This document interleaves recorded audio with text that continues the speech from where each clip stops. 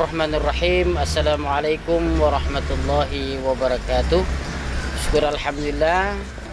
Hari ini kami pimpinan pesantren Modern Al-Manar bersama Bapak Denramin Kota Baru 08, Bapak Peda Khuradi.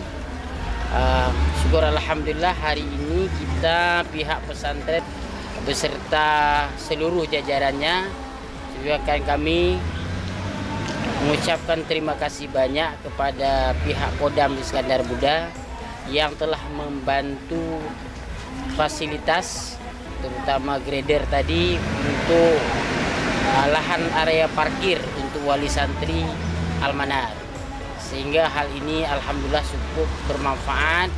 2 hari yang lalu juga bersama Bapak Waas Intel langsung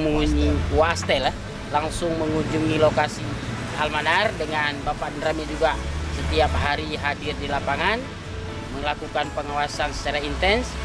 Di depan masjid kita alhamdulillah sudah rata semuanya, alhamdulillah anak-anak santri-santri sudah bisa memakai lapangan khususnya depan Masjid Al-Manar untuk area olahraga dan area belajar di kala malam hari.